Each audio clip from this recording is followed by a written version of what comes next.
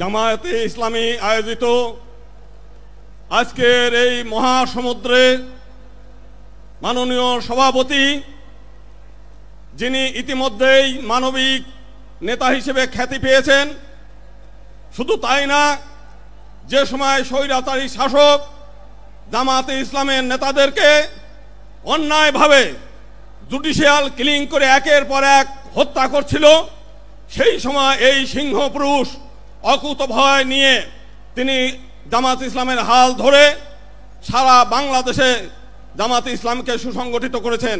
আজকে আমাদের পক্ষ থেকে তাকে আমরা শ্রদ্ধা জানাই। একই সঙ্গে আমরা সংক্ষেপে যেটা বলতে চাই যে আমরা দীর্ঘদিন যাবৎ আওয়ামী লীগের কাছে রাজনৈতিক বন্দী হিসেবে আমরা ছিলাম। 1954 সালে যেদিন আওয়ামী লীগ গঠন হয়েছে, সেই দিনই তারা হিন্দু সম্প্রদায়ের প্রতিনিধিত্ব অস্বীকার করে প্রতিনিধিত্বকে ধ্বংস করার জন্য উদ্দেশ্য নিয়েই তারা আওয়ামী লীগ গঠন হয়েছে, হিন্দু সম্প্রদায়ের কাছ থেকে প্রতারণা করেছে হিন্দু সম্প্রদায়কে। একই সঙ্গে আমরা আরেকটা বৃহৎ দল দেখেছি যারা দীর্ঘদিন এই দেশে শাসন করেছে, তারা হিন্দু সম্প্রদায়কে প্রতারণা করেছে, নেগলেক্ট করেছে এবং ক্ষতিগ্রস্ত করেছে। 2001 সালে আমরা দেখেছি বিএনপি ক্ষমতায় আসার পরে ভোলার চরফ্যাশন শুধু একটা উপজেলায় 200 জন হিন্দু নারীকে ধর্ষণ করেছে, তারা সেটা বিচার করে নাই। এই 2 দিন আগেও পার্বত্য চট্টগ্রাম আমরা দেখেছি একজন আদিবাসী নারীকে, কিশোরীকে 4 জন বিএনপি কর্মী দ্বারা ধর্ষিত হয়েছে। আজকে সারা বাংলাদেশে চাঁদাবাজি, সন্ত্রাস, টেন্ডারবাজি এইগুলো একের পর এক চলছে। আজকে সমগ্র বাংলাদেশের মানুষ আপনারা এখানে এসেছেন জামায়াতে ইসলামের ডাকে। জামায়াতে ইসলাম শুধুমাত্র একটা রাজনৈতিক দল নয়, এটা একটা ইউনিভার্সাল ইউনিভার্সিটি। আপনারা এখানে আসেন, শিক্ষা লাভ করেন, নীতি শিক্ষা নেন, আদর্শ শিক্ষা নেন এবং কিভাবে ধর্ম অনুযায়ী দেশ নিজের জীবন পরিচালনা করা যায় এবং দেশ পরিচালনা করা যায়, আপনারা সেই শিক্ষা লাভ করেন। আজকে রাত ভরে এখানে জেগে আছেন, আপনাদের এই আশাটা ব্যর্থ হবে না। যদি রাজনৈতিক ক্ষমতা আপনাদের নাও থাকে, আপনাদের জীবন ধন্য হয়ে গেল শুধুমাত্র এই জামায়াতে ইসলামে অংশগ্রহণ করার কারণে। আমরা আগামী দিনে আমরা বলতে চাই, একবার ফ্যাসিবাদ বিদায় হয়েছে, আবার কোনোদিন আমরা এই ফ্যাসিবাদ চাই না। এখানে জুলাই আন্দোলনের শহীদ পরিবারের সদস্যরা আছে, যদি আবারও এই দেশে পিআর সিস্টেম ছাড়া যদি নির্বাচন হয়, আবার ফ্যাসিবাদ আসবে, আবার আপনাদেরকে এই ফ্যাসিবাদ সরানোর জন্য আবার জীবন দিতে হবে, রক্ত দিতে হবে। অতএব এক দফা পৃথক নির্বাচন দিতে হবে আমাদের মাইনরিটিদের জন্য এবং একই সঙ্গে পিআর সিস্টেম ছাড়া কোনো নির্বাচন হতে দেওয়া যাবে না। এবং এটা যদি জামায়াতে ইসলাম মনে করে যে বাংলাদেশে কোনো নির্বাচন আমরা হতে দেবো না, জামায়াতে ইসলাম সেটা পারে। সবাইকে অনেক অনেক ধন্যবাদ। তোমরা তাকে কেন হত্যা করলে, এই প্রশ্নের জবাব দিয়েছিল বুয়েট থেকে সে সময়ের কতিপয় কসাই নামক কিছু ছাত্র নাম। বলেছিল সে আজান হলে নামাজের জন্য ডাকে, সে ভারতীয় আধিপত্যবাদের বিরুদ্ধে পোস্ট করে। আমাদের সেই প্রিয় শহীদ বুয়েটের মেধাবী ছাত্রনেতা শহীদ আবরার ফাহাদের সম্মানিত পিতা, শহীদ পরিবারের সম্মানিত প্রতিনিধি, এখন বক্তব্য রাখবেন জনাব বরকতুল্লাহ, শহীদ আবরার ফাহাদের সম্মানিত গর্বিত পিতা। বিসমিল্লাহির রহমানির রহিম।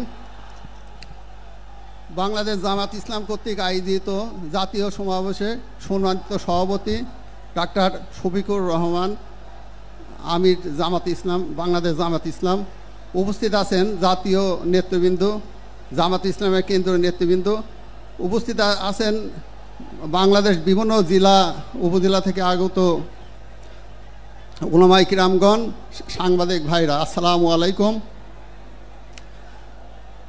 সর্বপ্রথমে আমি শ্রদ্ধা নিবেদন করছি জুলাই আগস্টে যারা শহীদ হয়েছেন তাদের আত্মার মাগফিরাত কামনা করছি। তার পূর্বে বিগত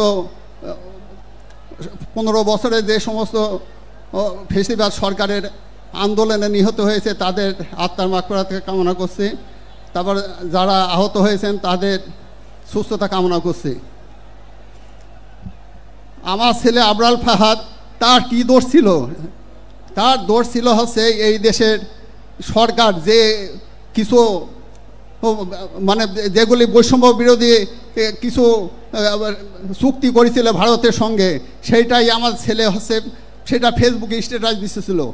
এদের মধ্যে ছিল ফেনী নদী থেকে প্রতিদিন 1,35,000 কিউসিক পানি ভারতকে বিনা ওজরে তাকে দেওয়া হচ্ছিল, সেইটা গোপনে হয়তো এই চুক্তিটা করেছিল, সেইটাই এই ফেসবুকে দিছিল। তারপর তৎকালীন 47 সালে দেশ ভাগ হওয়ার সময় তৎকালীন সরকার পশ্চিমবাংলার কলকাতা বন্দর ব্যবহার করার জন্য সেটা অনুমতি চেয়েছিল, কিন্তু তারা দিয়েছিল না। তার বিনিময়ে এই ফেসিবাদ সরকার মোল্লা পোর্ট তাদের ব্যবহার করার জন্য অনুমতি দেওয়া হয়। তাছাড়া আমাদের দেশে মাছ আমরা পাই না, ইলিশ মাছ পাই না, সেই ইলিশ মাছ অল্প দামে তাকে ভারতে দেওয়া হতো। এইভাবে বৈষম্য বিরোধী যেগুলি চুক্তি ছিল সেইগুলি নিয়ে দেশের পক্ষে কথা বলার জন্য তাকে নির্মমভাবে 2019 সালে 6 অক্টোবর দিবাগত রাতে তাকে নির্যাতন করে তাকে হত্যা করা হয়। এইটাই কি ছিল তার দোষ?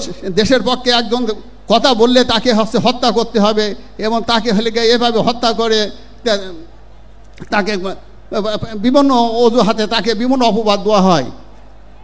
আপনারা জানেন যে ভবিষ্যতে আমি আপনাদের এখানে জাতীয় নেতৃবৃন্দ আছে, আমরা আপনাদের কাছে আমার ছেলের হত্যার বিচার এখনও পাইনি। 6 বছর পার হচ্ছে, কিন্তু এখন আমরা বিচার পাইনি। আমরা যেন অতি তাড়াতাড়ি আমার ছেলের হত্যার বিচার চাই। তাছাড়া ভবিষ্যতে আর যেগুলি আর এই হলে যে সমস্ত র্যাগিং হয়, এখন আমাদের ডক্টর ইউনূস সরকার আছে, ওনার কাছে আমার আবেদন জানাবে যারা হলে নির্যাতনের মাধ্যমে যারা নিহত হয়েছে তাদের তালিকা করার জন্য। খালি জুলাই আগস্ট গুম এইগুলি হত্যার তালিকা করা হচ্ছে, কিন্তু আমাদের হলে যারা হল র্যাঙ্কিংয়ের মাধ্যমে যারা নিহত হয়েছে তাদের কোনো তালিকা করা হচ্ছে না। হ্যাঁ, বর্তমান সরকারকে আমরা আবেদন জানাই যেন একটা তালিকা তৈরি করা হয়, আর আমাদের দেশে একটা গণতান্ত্রিক সরকার যাতে প্রতিষ্ঠিত হয়, এমন শহীদের রক্ত যাতে ভবিষ্যতে বেতা না যায়, সেই আশাবাদ ব্যক্ত করে আমি আমার বক্তব্য শেষ করছি। আসসালামু আলাইকুম। জি, সম্মানিত উপস্থিতি, আমাদের এই মঞ্চে আজকে শহীদ পরিবার অনেক সদস্য এসেছেন। আপনারা জানেন যে 2024-এর আজকের এই দিনে সিলেটে শহীদ হয়েছিলেন তরুণ সাংবাদিক আমাদের প্রিয় ভাই আবু তুরাবের ভাই আবুল হাসান মোহাম্মদ আজরফ আমাদের এখানে মঞ্চে উপস্থিত আছেন।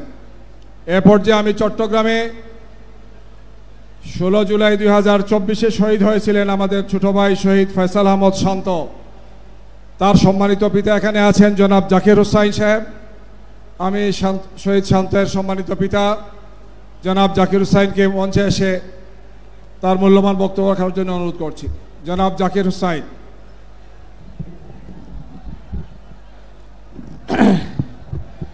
আসসালামু আলাইকুম। আপনারা সবাই ভালো আছেন? আমি চট্টগ্রামের 16 জুলাই যে বাংলাদেশে 6 জন শহীদ হয়েছিল তার ভিতর আমার ছেলে শহীদ ফয়সাল আহমেদ শান্ত একজন। আমি শহীদ ফয়সাল আহমেদ শান্তের গর্বিত পিতা। আমি মোটেও বিচলিত নয়, মোটেও শঙ্কিত নয়। আমি আমার সন্তান শহীদ হয়েছে সেজন্য আমি গর্ববোধ করতেছি, এবং আমি আপনাদের কাছে দোয়া চাইতেছি আমার সন্তান শহীদ ফয়সাল আহমেদ শান্ত সহ আরও যারা শহীদ হয়েছেন তাদের জন্য আপনারা সবাই দোয়া করবেন। এবং আমি আরও দেশের কাছে চাই যে যারা যে আকাঙ্ক্ষা নিয়ে শহীদ হয়েছে, যারা যুদ্ধ করেছে, তাদের আকাঙ্ক্ষা যেন বাস্তবায়িত হয় এবং অবিলম্বে জুলাই সনদ যেন ঘোষণা করা হয়, এবং এই ফ্যাসিস্ট স্বৈরাচারের জানি বিচার দূরত্ব কার্যকর হয়। এই বলে আমি আমার বক্তব্য শেষ করি। আসসালামু আলাইকুম ওয়া রাহমাতুল্লাহি ওয়া বারাকাতুহু।